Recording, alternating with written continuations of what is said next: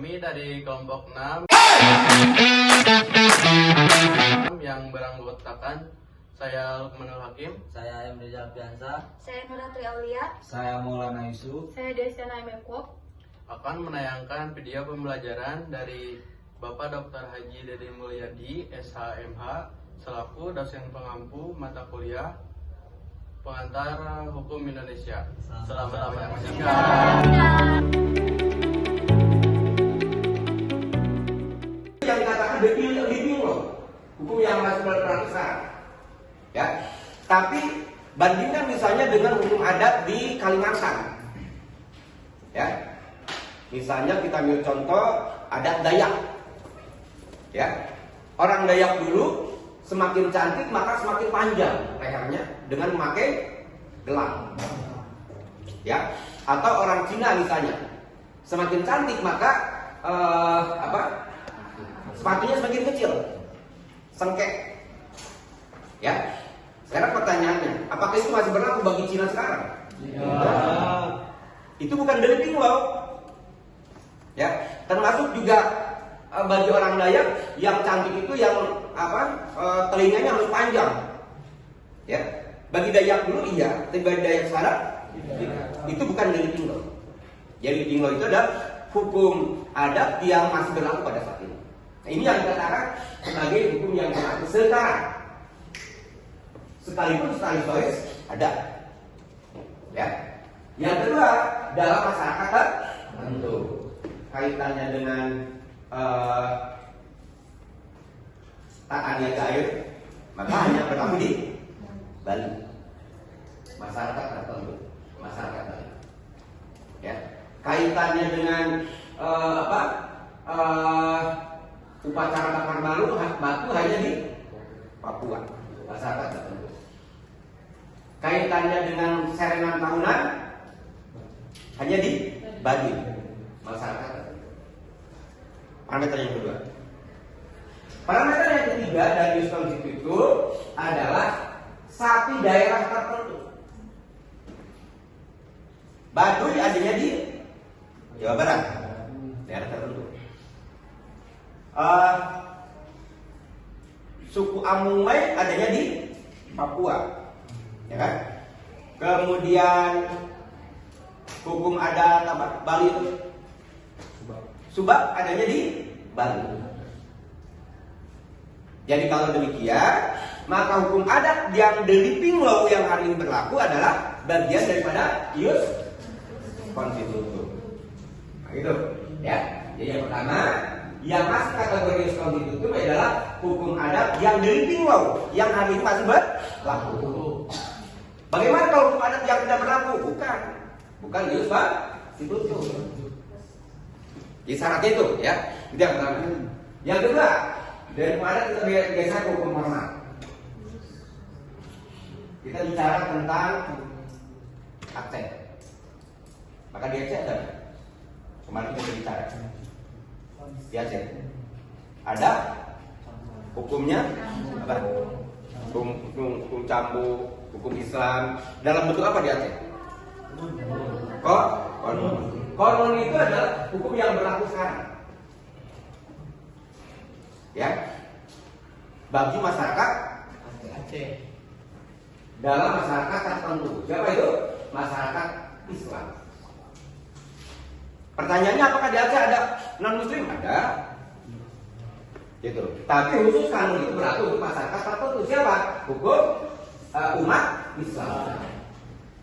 Dalam suatu wilayah provinsi Aceh. Berarti kanun masuk di asas ius constitutum. Ya, memenuhi 3 parameter ini. Atau hukum positif, atau orang mengatakan das solen. Ya, gitu. Das solen ius constitutum. Oke. Kemudian bergeser ke Undang-Undang Nomor 32 tahun 2014 pemerintahan daerah. Ya, maka kita bicara tentang Cianjur. Oke. Cianjur punya perda tentang Apa itu yang harus diambil?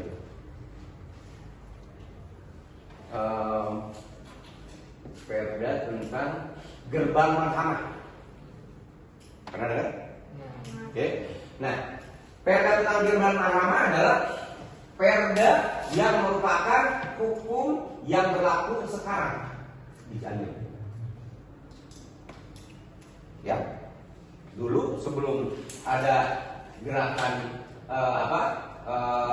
berakhlakul karimah, maka belum ada perdanya. Kita hanya sebagai kota santri, tapi tidak dilegalisasi dalam bentuk regulasi. Nah, yang masuk regulasi adalah hukum yang berlaku sekarang. Perda gerbang mahkamah. Bagi suatu masyarakat tertentu, siapa saja? Umat Islam yang ada di suatu daerah tertentu, masyarakat. Jadi kalau demikian, maka perda gerbang mahkamah di Cianjur itu masuk ius konstitusi atau dastolan. Gitu. Ya, yang penting 3 kriteria ini terpenuhi. Oke. Daripada kita bergeser kepada undang-undang. Apakah undang-undang masuk ius konstitusi? Kita coba uji. Misalnya kita ambil contoh undang-undang tentang Omnibus Law Cipta Lapangan Kerja yang terbaru. Ya. Yang pertama, undang-undang Omnibus Law Cipta Lapangan Kerja ini merupakan hukum yang berlaku sekarang tahun 2005 karena diundangkannya tahun 2024 kemarin. Oke. Hukum yang berlaku sekarang. Bagi masyarakat tertentu, siapa yang dimaksudkan? Orang Indonesia. Karena hukum nasional. Oke. Dalam daerah tertentu, daerah mana yang dimaksud? Negara Indonesia. Oke. Berarti undang-undang masuk ius konstitusi atau hukum positif atau dastolan. Ya. Atau dengan demikian kita sarikan berarti yang pertama adalah hukum adat yang masuk di kategori ius konstitusi. Hukum adat apa? Hukum adat yang the living law, yang hidup pada saat ini. Ya, hidup di masyarakat pada saat ini. Bagaimana kalau hukum adat yang sudah tidak hidup?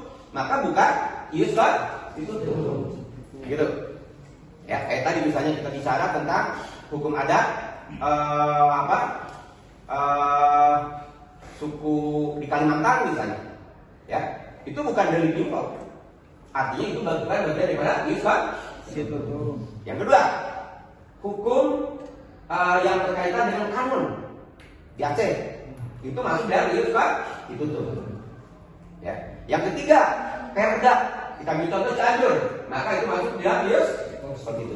Terakhir, undang-undang adalah juga merupakan bagian dari ius konstitusi.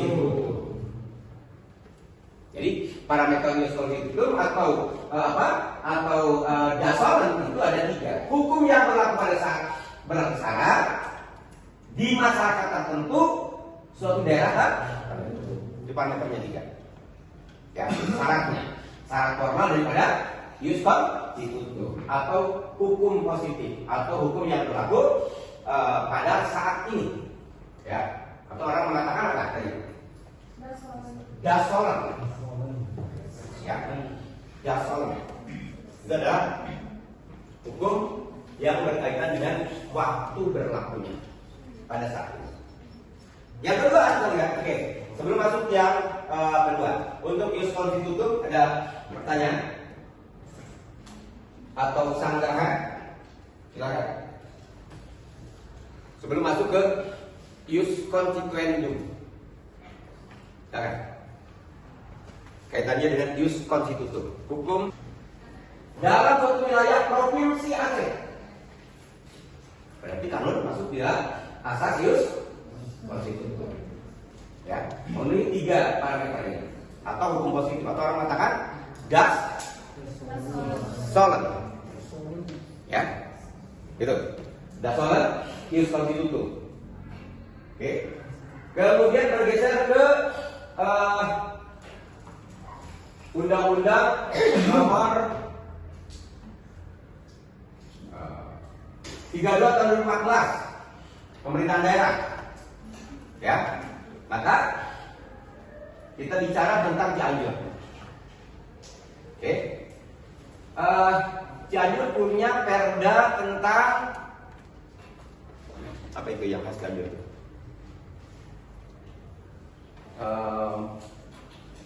Perda tentang gerbang marhamah. Pernah dengar? Oke. Nah, perda tentang gerbang marhamah adalah perda yang merupakan hukum yang berlaku sekarang di Cianjur.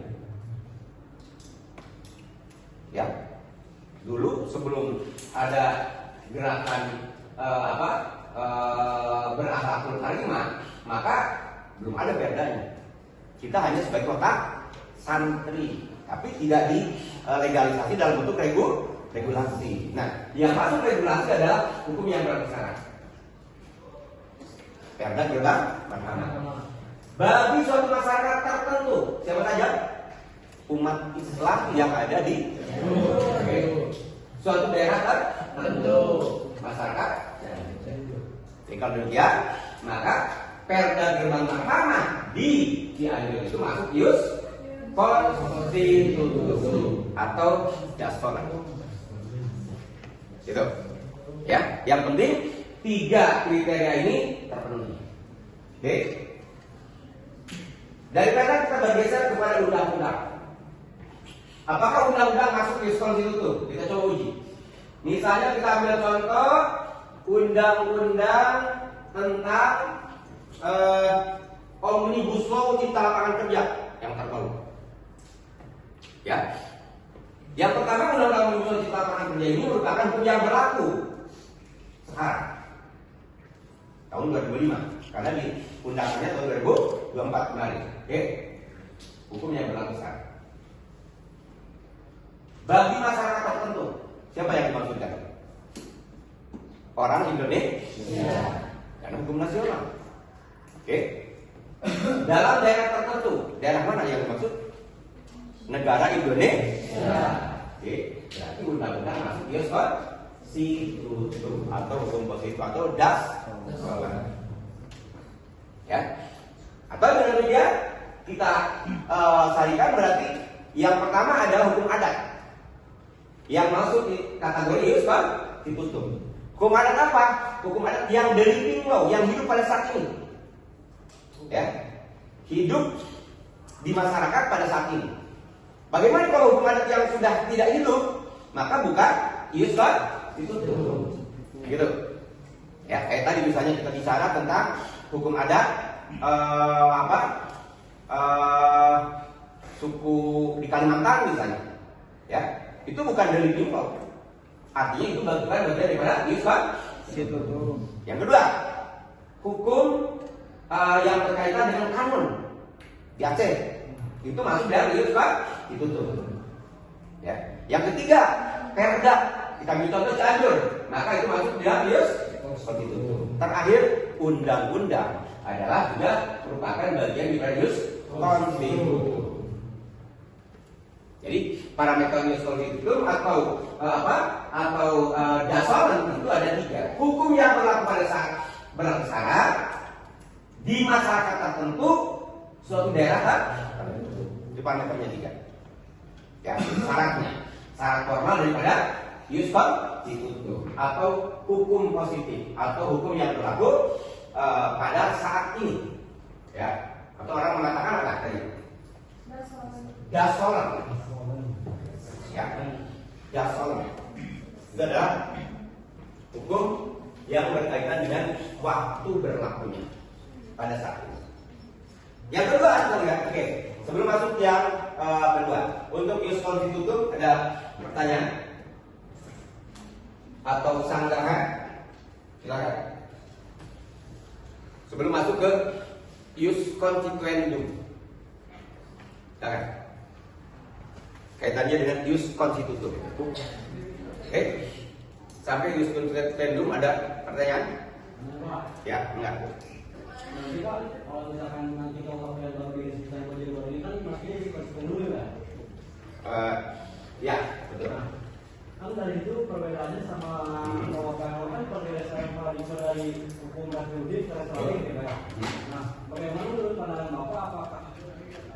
pergeseran ini bisa menjadi solusi agar menekannya akar divisi di Indonesia ini, Pak? Yang pertama begini, KUHP yang lama itu produk Belanda, itu yang catatannya, ya. Jadi produk penjajah, atau bisa jadi KUHP ini sebagai alat untuk menjajah. Nah, KUHP sekarang dengan segala kekurangannya adalah produk masyarakat, ya, Indonesia yang sudah merdeka. Itu yang kemudian membedakannya, terlepas kekurangan dan kelebihannya. Nah, KUHP itu sudah ius constitutum karena sudah diundangkan di dalam lembaran negara. Cuma belum berlaku. Kenapa? Karena butuh PP, butuh undang-undang yang lainnya. Karena KUHP itu adalah leg generalisnya. Ya, di dalam KUHP ada pasal-pasal yang berkaitan dengan teknologi, tapi butuh undang-undang pelaksananya. Misalnya, ada undang-undang berbasis teknologi, maka dibutuhkan undang-undang ITE, transaksi elektronik, di contoh. Ya, ada pajak berbasis teknologi, harusnya undang-undang pajak juga berbasis teknologi, gitu maksudnya. Jadi tinggal ada perubahan atau dibuat undang-undang baru yang berbasis teknologi yang nyantolnya kepada undang-undang kita undang-undang hukum pidana yang baru. Nah, ini sudah ius constitutum. Gitu. Bagi undang-undang yang belum dibuat tadi, yang belum sadut itu ius constituendum atau dasarnya, karena belum dibuat. Tapi desainnya ada di kitab undang-undang hukum pidana yang baru. Ya gitu. Bisa sekali ditulis. Ada pertanyaan? Silakan. Sebelum masuk ke pembahasan terakhir tentang hukum asasi atau hukum alam. Ya, berbeda dengan hak asasi. Ya, yang kita lihat ada, yang kita dengar ada hukum hak asasi manusia. Ya, hak-hak dasar yang dibawa sejak lahir. Ya. Bagaimana hukum asasi itu dikatakan atau hukum alam? Yaitu hukum yang berlaku di mana-mana, catatannya. Dalam segala waktu. Dalam segala waktu. Ya, di mana-mana, dalam segala waktu, ya. Untuk segala bangsa di dunia. Jadi sama, yang namanya hukum asasi. Tidak dibatasi oleh negara, tidak dibatasi oleh waktu. Sama. Hukum asasi atau hukum alam pada tahun 1920, sekarang 2025 ini sama. Karena tidak dibatasi di sini waktu. Dalam segala waktu. Contoh, hukum asasi apa? Misalnya hak hidup. Hidup, mati itu hukum asasi atau hukum alam. Lagi, hidup, mati ada hukum asasi atau hukum alam. Semua orang pasti hidup, ya. Yang hidup berhak mati dimanapun. Nah, itu adalah hukum asasi. Yang kedua, misalnya dalam konteks kehidupan itu ada siang, ada malam, hukum asasi. Ya, pertanyaannya bagaimana Pak kalau misalnya di daerah yang siangnya sedikit dibanding dengan malamnya. Ya, ada beberapa negara di Alaska yang siangnya itu sedikit tapi malamnya panjang. Atau ada lagi yang dibalik, yang malamnya sedikit, siangnya panjang, lama. Gitu. Nah, itu pun juga sama kaitannya dengan hukum asasi atau hukum alam. Gitu. Ya, apalagi? Mati, hidup, siang, malam, apalagi? Yang parameternya sama di dunia itu. Terus baik buruk asasi bukan? Baik buruk. Ya, di Amerika sesuatu yang baik sama enggak dengan sesuatu yang baik di Indonesia kira-kira? Beda. baik di Amerika dengan Indonesia baik sama nggak kira-kira? Beda. Contoh, yang beda contoh.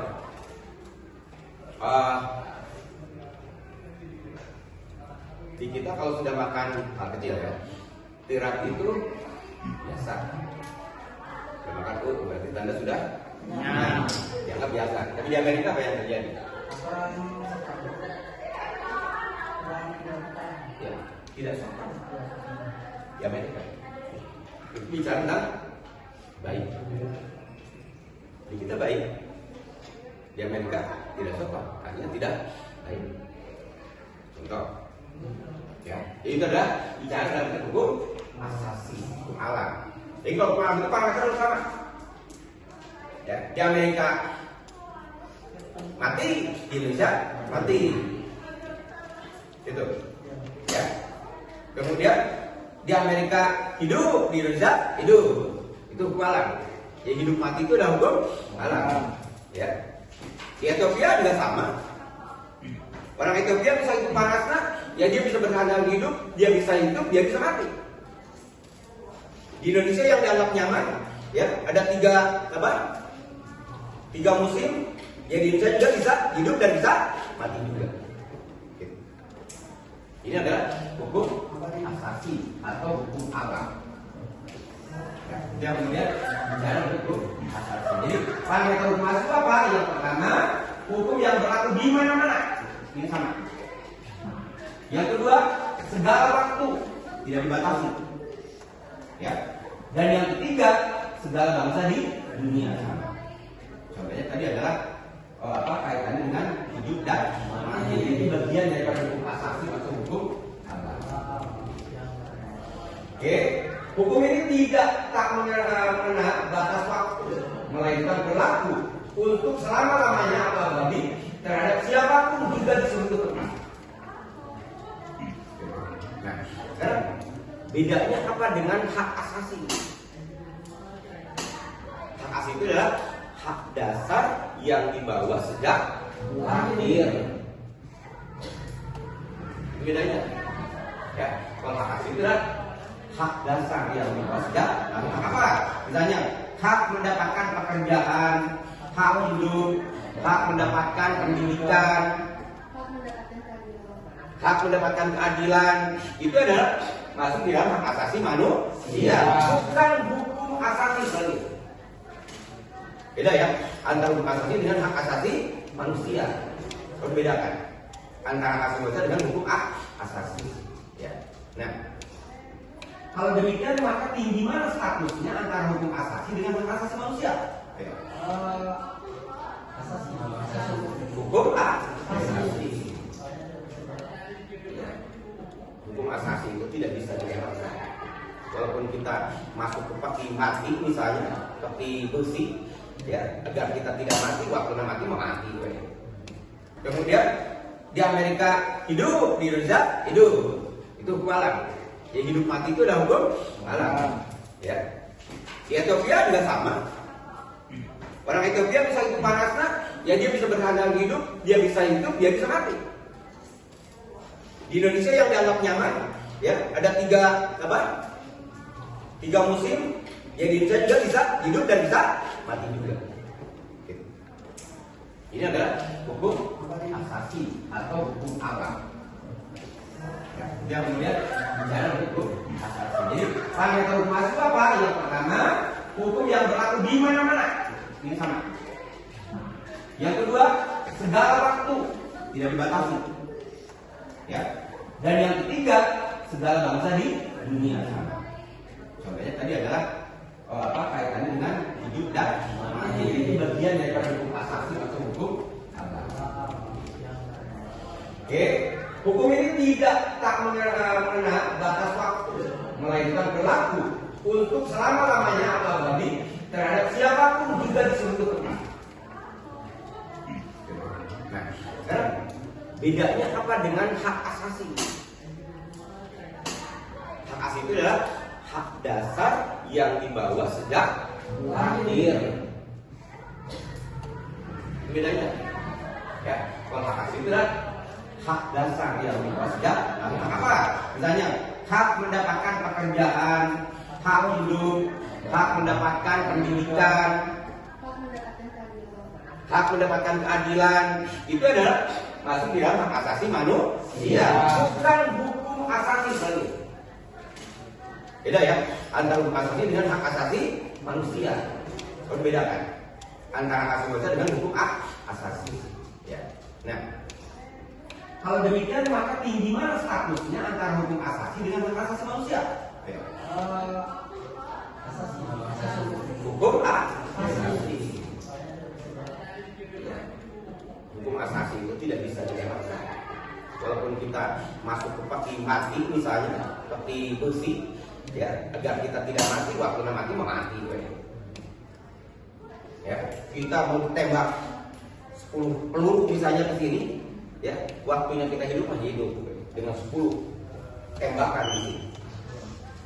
Itu adalah bicara tentang hukum asasi, kan? Kalau demikian, maka grade tinggi itu adalah hukum asasi, baru di bawahnya hak asasi. Ya, hak asasi manusia itu di grade kedua setelah hukum asasi. Yang kemudian 3, hukum menurut waktu berlakunya.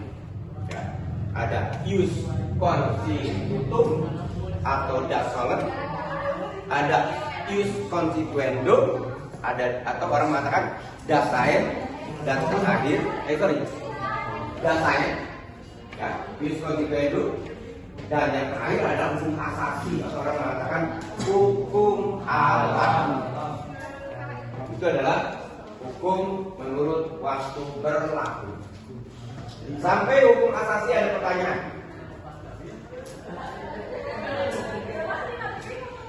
Ya? Kalau tidak ada, selesai. Karena kita hanya membahas tentang hukum menurut waktu berlakunya. Ya, ius constitutum, ius constitutum, ya, ius consequendum, dan hukum asasi. Saja yang perlu disampaikan. Terima kasih. Assalamualaikum warahmatullahi wabarakatuh. Waalaikumsalam warahmatullahi wabarakatuh. Sekian dari kami kelompok 6, video pembelajaran dari Bapak Dr. Haji Dedi Mulyadi, SHMH. Terima kasih telah menyaksikan.